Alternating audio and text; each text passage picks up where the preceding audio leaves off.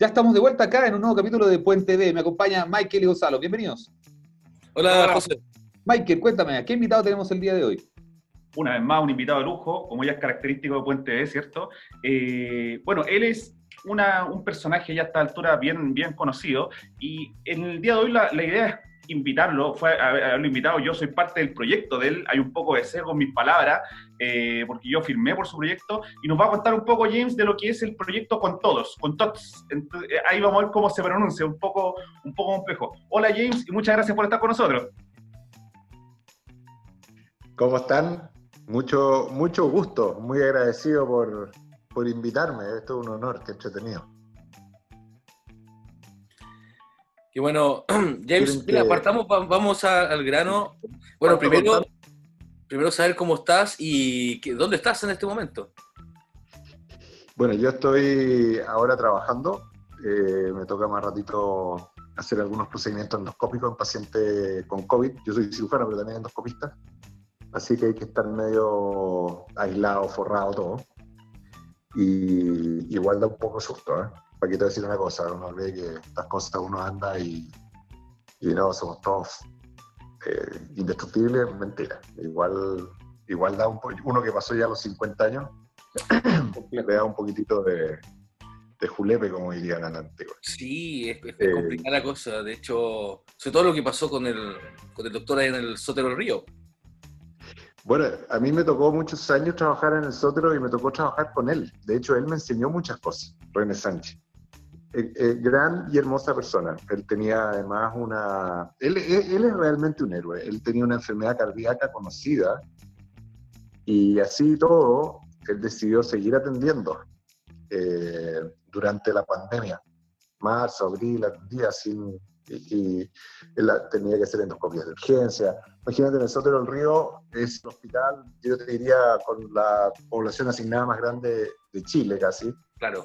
Y te puedo decir que allá llega de todo. O sea, mira, a mí me tocaba en la urgencia estar haciendo endoscopia gente que por error ingería soda cáustica porque pensaba que estaba en un frasco, era transparente y pensaba que era alcohol. O ácido muriático, entonces hemorragias digestivas, y eso era frecuente. Entonces imagínense la pega de René en un hospital donde las puras endoscopías de urgencia imagínense una hemorragia digestiva.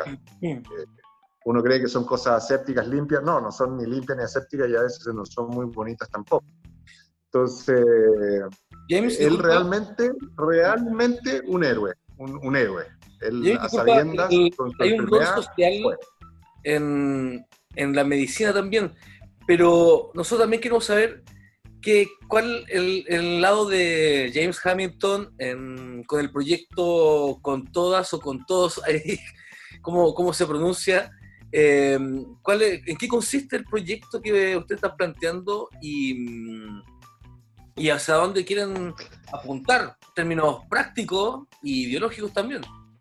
Sí, mira, el proyecto nace por la necesidad de representatividad en una constituyente que sea 100% elegida por los ciudadanos. Esa es la principal motivación. Y es un proyecto cuyo perfil es el perfil de un movimiento donde las bases, la gente, sean los que realmente vayan nombrando a sus voceros. Esto no es un proyecto vertical, es un proyecto transversal, donde no hay temor a lo que la gente plantee, donde no hay temor a que las cosas sean, entre comillas, políticamente incorrectas, porque lo que se busca es que la experiencia local de los diferentes lugares de Chile se pueda expresar y tenga una vía al menos de escucha. Entonces, nosotros a futuro y el día de hoy ya hemos ido cambiando las palabras dirigente por palabras vocero o representante, ¿eh? Porque la verdad es que las personas que se van eligiendo en esos cargos son las que mejor interpretan, reflejan o vocalizan el deseo previamente consensuado de las personas. También en este proyecto nosotros aunamos a una nueva forma de Estado, donde también es un lugar donde se piensa, acá no hay una especie de olla o cocina predeterminada con modelos ya conocidos. Si uno le va a echar los mismos ingredientes a una sopa, la sopa va a resultar lo mismo siempre. La puedes cocer más o menos, pero te va a quedar igual sopa de cochayuyo. Entonces, si no cambias esos ingredientes y no cambias la forma de preparar una trama social y no democratizas el poder, eso no va a ocurrir. Y hoy nosotros, en nuestro ideario a conversar, estamos tratando de acuñar nuevos conceptos. El concepto de la libertad, el concepto de la ética, que estamos tratando de desapegarlos de los clásicos conceptos de digamos, del egoísmo de la filósofa o escritora o el sistema americano, ¿no es cierto?, neoliberal, donde es el uno, es como el sálvese quien pueda, en el sentido de que yo tengo que lograr mi éxito. Y en el modelo actual, mi éxito se logra derrotando, venciendo o compitiendo con el otro. Y eso es claramente lo que nos tiene en que los que ya sea tienen capacidades o ya sea tienen condiciones en las cuales nacieron y crecieron mejores que otras personas, están en una ventaja desigual. Por lo tanto, cuando se mete en el mundo de la competencia un ingrediente que es la desigualdad y la inequidad, esto solo puede generar distanciamiento y mayor inequidad. Entonces, si nosotros cambiamos esto por un concepto que se basa en una libertad distinta, una libertad tridimensional que llamamos, que es la libertad que tiene que ver con la naturaleza, que nos enseña el COVID, por ejemplo. El COVID nos tiene a todos encerrados. Y si no nos estuviera encerrado, nos encerraríamos solitos, porque estaríamos con susto que nos dé y que terminemos un ventilador o muertos, o algún familiar nuestro. Bueno, si nosotros tuviéramos una edad que no nos pasara nada, bueno, igual nos encerraríamos porque podríamos contagiar a algún ser querido que sí le pudiera pasar. Por lo tanto, claramente, nuestra libertad, mi libertad, está determinada por el ambiente. Entonces, también, en este mismo ejemplo, mi libertad está determinada por la comunidad. Si yo estoy bien, pero el otro está enfermo, no solamente, si yo no lo cuido, no lo hilo, no le doy alimentación, no me preocupo, me va a contagiar a mí o va a contagiar a seres que yo quiero. Por lo tanto, si yo me preocupo del otro, me protejo, no lo contamino, me pongo mis medidas de seguridad para trabajar, no ando triunfalista por la vida, ese cuidado cooperativo es clave. Y eso también es parte de mi libertad. Por lo tanto, la libertad tiene que ver con el cuidado del ambiente y del otro. Ya no es una libertad personal, es una libertad en comunidad, en cooperación. Eso no tiene nada que ver con sistemas comunistas ni cosas, no. Tiene que ver con otro concepto, que es un concepto distinto, que ya se ha acuñado en muchos lugares, pero que tiene que ver con la cooperación. Ya no es mi libertad para mi beneficio, en mi competencia donde yo debo triunfar para ser feliz, sino que es nuestro bienestar, la palabra se transformó en un nuestro. Y ahí también, perdona, lo último es trabajar en el sentido de que el bienestar también es un concepto a redefinir. El bienestar no es riqueza económica. La riqueza económica, hoy, en lo que es la productividad y la extractividad, significa más deterioro y destrucción del medio ambiente. Significa menos agua para Chile. Significa sequía, significa daño. Si nosotros no abrimos los ojos ante esta verdad evidente, quiere decir que, bueno, a esta altura, sencillamente nos vamos a merecer lo que nos pase. James, ahora, en términos prácticos, al parecer es un partido que tiene un carácter movimentista. Sí. ¿Hacia dónde apunta en la práctica? Porque hablaste de la constituyente, pero hay una proyección más allá de la constituyente, perdón, si es hacia a la alcaldía, parlamentario, ¿tiene una proyección más larga? Sí, por supuesto. El partido no es un partido instrumental. Ya. Es un partido que quiere aportar con una nueva manera de ver la sociedad, de ver la vida, de ver cómo interactuamos. Y eso no tiene que ver con liderazgos personales, no. Tiene que ver con que las personas que tienen sentido común, que además no quieren seguir siendo infantilizadas, puedan expresarse y puedan presentar sus ideas que son más que razonables. La gente es muy sensata en general y la gente sabe cómo cuidarse y cuidar a su entorno. Uno ve que, por ejemplo, en Valparaíso, como conversaba el otro día con una socióloga allá, los barrios son fundamentales y hay dirigentes, existen juntas de vecinos, existen líderes y entre ellos se cuidan y se protegen porque se conocen durante años y tratan de mantener su localidad, tratar de seguir viviendo donde están. Generan redes, lazos, cooperación. Y en ese sentido, creo que nosotros apuntamos a tratar de reforzar o de introducir nuevos conceptos.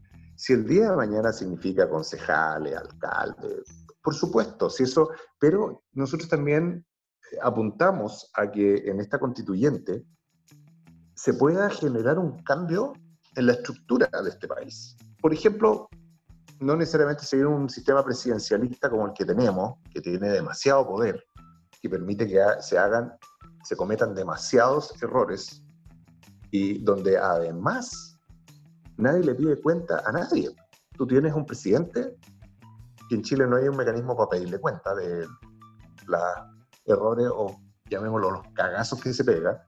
Tampoco tienes un sistema en que los parlamentarios, el parlamentario 4 años, fíjate que los 2 primeros años asistió un 10% de las sesiones. Ese compadre o esa comadre se tiene que ir parar por donde corresponda, volando por los aires, fuera, por inepto, por flojo. Pero hoy en día no tenemos ninguna manera de fiscalizar.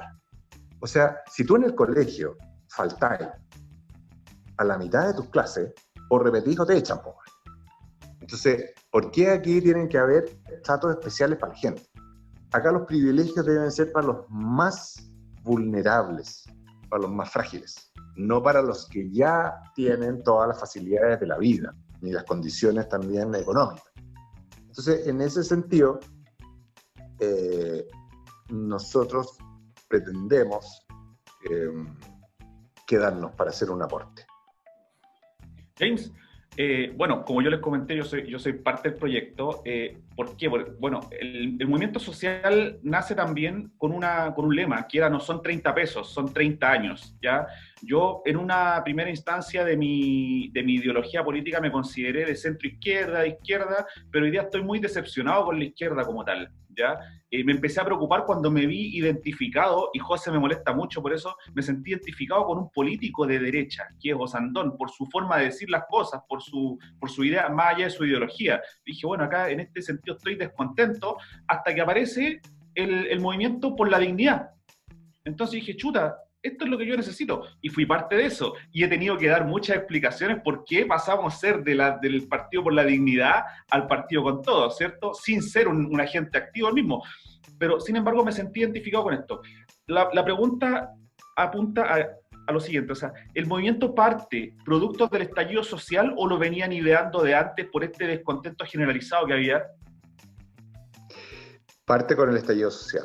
La verdad que parte con el estallido social y se va haciendo real cuando se llega al acuerdo nacional, donde las opciones que se dan son opciones que están completamente controladas por los partidos políticos. O sea, los partidos políticos hoy en día la credibilidad y el apoyo no tienen ni siquiera el 6%. Sin embargo, para poder ir a elegirse, tú necesitas varias cosas. Uno, juntar firmas. Súper difícil, extremadamente difícil. Luego de eso, tienes que tener plata para hacer campaña. ¿De dónde vas a sacar esa plata? O alguien te financia y vendiste tu alma, o estás sonado, o tenés plata personal, pero eso también significa que también tienes un privilegio especial, donde no necesariamente eres el vocero que representa la necesidad de la gente. Entonces, y luego de eso, tienes que ir a votación. Ya, ponte tú que las tenés las tres, juntaste la firma, eres muy querido en tu comunidad, fuiste a juntar la plata, hiciste muchos bingos, hiciste tu campaña, te creyeron y te fuiste a votación. Y te encontraste con que el pacto XXY sacó más del 50% y fíjate que una persona que tenía un 1% y tú tenías el 10%, quedó. Entonces todo tu esfuerzo se fue a las pailas. Cuento corto, esa es la realidad de lo que hoy va a pasar. Chile no se ha dado cuenta. Pero esa es la realidad, la posibilidad que independientes participen en la constituyente es cercano a cero. No sé si ustedes se han dado cuenta de eso, pero es cercano a cero. Sí, hay independientes que participan en partidos en formación, las PAS, Feminista, Fuerza Cultural y otros partidos que están en formación, el Partido Pirata, ponte tú, o lo que sea. Bueno, ahí igual tienen que ir esos partidos si es que logran la firma, porque ni siquiera con todo este problema de ahora, la posibilidad de lograr la firma está también cercana a cero. Claro, pueden hacer pactos e ir y hacer este espacio para los independientes, que era el sentido del partido. El sentido del partido era tratar de dar ese espacio a independientes. Pero así como vamos, está todo en veremos. O sea, realmente yo estoy preocupado porque el manejo de la pandemia ha sido un desastre, basándose en algún motivo misterioso por el cual los chilenos se mueren menos, que no tiene nada que ver con ningún tipo de acción del gobierno, sino que sencillamente, no sé, la mala hierba nunca muere, no tengo idea, pero nos morimos menos, parece. Todas las medidas que se tomaron han demostrado ser espantosas, con criterios políticos y económicos. Entonces, no han sido criterios médicos ni epidemiológicos. James, justamente te queríamos ya entrar en contingencia de lo que estamos viviendo y justamente la pregunta va ligada a eso. ¿Qué te parece, y un poco ya lo estás diciendo, las políticas que ha tomado el gobierno para justamente frenar la pandemia, pero no tan solo con respecto a la enfermedad, con respecto al COVID, sino que también al gasto público que ha hecho las políticas que ha instaurado el gobierno con respecto a estos ingresos o más bien beneficios o bonos que se pueden entregar a la familia y a la pyme? ¿Qué te parece eso? Tanto la parte médica como también la parte financiera, o si el gasto del Estado está correcto o no para la pandemia. Mira, yo creo que acá no se puede descontextualizar Chile del resto del mundo. Yo creo que lo que decía Anonymous ayer acerca de la OMS, Organización Mundial de la Salud, es cierto. La OMS hoy en día tiene gran influencia de países como China y otros países, donde además el encargado de la OMS no es ni siquiera médico. Y la OMS partió, probablemente por influencia china, subestimando lo grave de esta pandemia. Es más, muy tardíamente declaró pandemia. Y más allá, dio indicaciones totalmente erradas, como era que el uso de mascarillas no servía. O sea, la OMS, posiblemente, no lo sé, pero posiblemente por influencia china, hizo una labor que no solamente no fue adecuada, sino que al no ser adecuada, dañó al planeta entero. Piensen ustedes que Macron, en Francia, confiscó todas las mascarillas del mercado. Entonces, partimos en una pandemia donde todos los gobiernos estuvieron mal informados desde el principio y mal aconsejados. Eso es facto.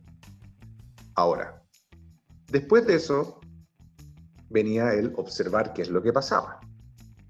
Y en ese observar qué es lo que pasaba, los gobiernos que más tardíamente, los países que más tardíamente les fue llegando la pandemia, tenían la opción de decidir. Y ahí esa opción de decisión de los gobiernos se basó en una premisa bien magna, y es la premisa o la vida o la economía. Donde, ¿qué es lo que se pensaba? Que si la economía fracasaba, la vida tarde o temprano también iba a afectarse. Y que si se prevalecía la vida y la vida fracasaba, probablemente igual iba a pasar en las condiciones de pandemia.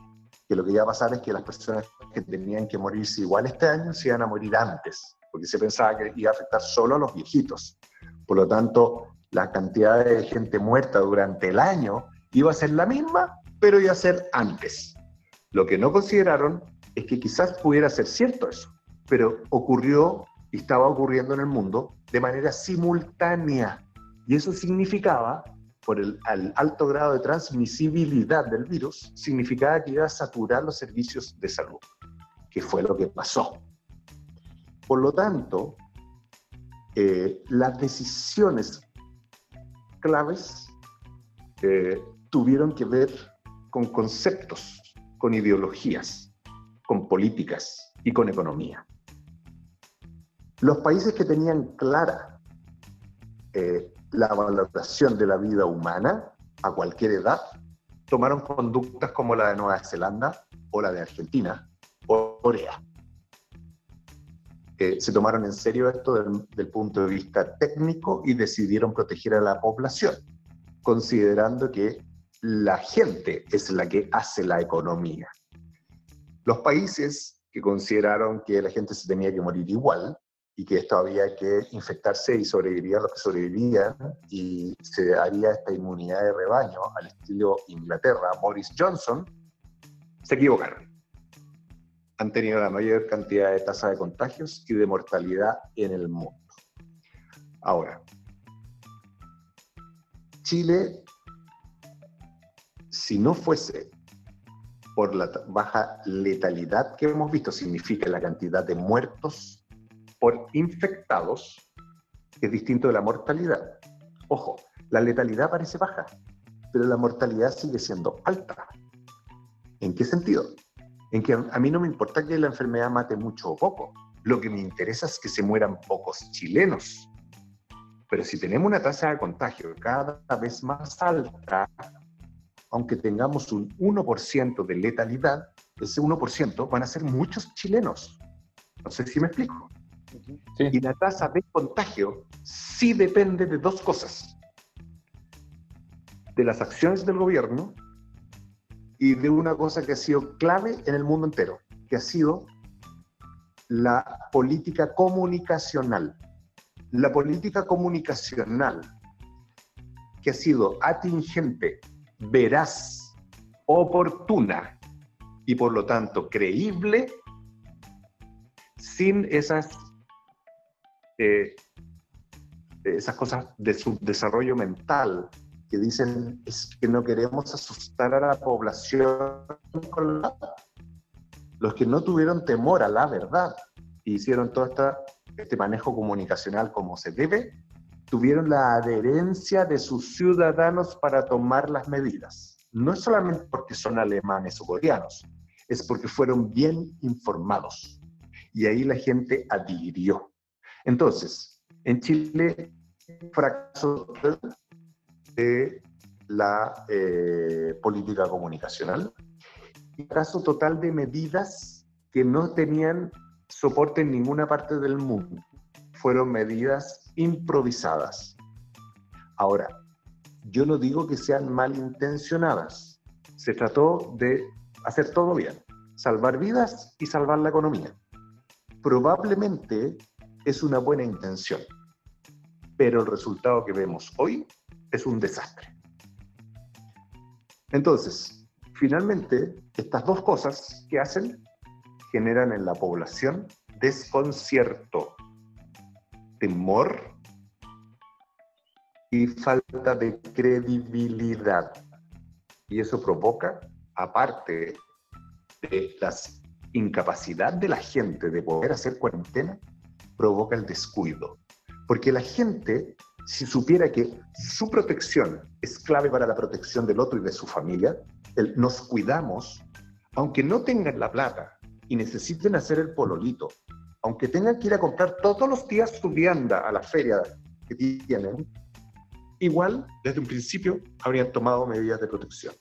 Ahora, lo grave es que esto fue la tormenta perfecta, porque tenemos a la OMS inepta que dio pésimos consejos, malintencionados, protegiendo sus intereses económicos, porque los financia en gran parte la China, y eso generó también una desprotección de una cosa clave en la población que se veía en China desde el principio, que eran los elementos de protección personal, que en Chile, en marzo, no existía ninguno, casi no habían. ¿Por qué? Porque incluso empresas chilenas le vendieron a China producciones o productos que estaban en ese momento, en enero, en Chile, de protección personal. Así que me alargué un poco, sí, no, pero no sé si esto les hace... Y la parte económica es una brutalidad, está regalando y haciendo nuevamente el infantilismo de que la gente las donaciones. Eso viene de un espíritu pseudo-católico cristiano, porque todos vienen de Legionarios de Cristo y de otro tipo de religiones, de la Universidad del Desarrollo y de otros lados. Son todos tan cegados por eso, entonces creen que la caridad es lo que ayuda. Acá lo que hay que hacer es entregarle a la gente la caña para que vaya a pescar. No hay que entregarle el pescado. Y la caña para que vaya a pescar es un financiamiento de emergencia para todas las familias chilenas. Y como dijeron ahí Isquia y Repeto, se requiere los fondos de emergencia del país para la gran emergencia que hemos tenido en los últimos siglos. Entonces, está todo mal pensado. Acá hay que romper los esquemas, pensar fuera de la caja, como dicen los gringos, to think out of the box, ser creativo y tener coraje político. No hemos visto ningún político con coraje, ni uno, y en eso yo coincido un poquito contigo, Michael, que a veces uno prefiere escuchar a un asandón medio acampechado, que dice las cosas que le parecen, y no esta otra tropa de lame, ustedes saben qué, que no han tenido ningún coraje político y que nos tienen en esta situación porque tampoco han hecho oposición. Entonces, eso es gravísimo, no tener un contrapeso. Y la oposición, lamentablemente, la tuvo que hacer el pueblo de Chile desde el 18 de octubre, y ahora ese pueblo de Chile está enfermo y no tiene cómo cuidarse y están saturadas las condiciones de salud. Así es, James. Bueno, James, te queremos agradecer que hayas participado con nosotros en esta conversación de Puente B y totalmente invitado nuevamente. Así que muy agradecidos que hayas participado. Encantado. Gracias a ustedes. Ya, muchas gracias. Bueno, chiquillos, hay que... Bueno, éxito, mucho éxito a todos. Éxito ahí en la lucha del día a día en la primera línea. Así que está complejo y se vienen semanas muy complejas. Hasta luego, James. Que te vaya bien. Chao, chao. Y ustedes que estén muy bien, nos siguen en nuestras redes sociales. Nos vemos en otro capítulo de Puente D. Chao, chao.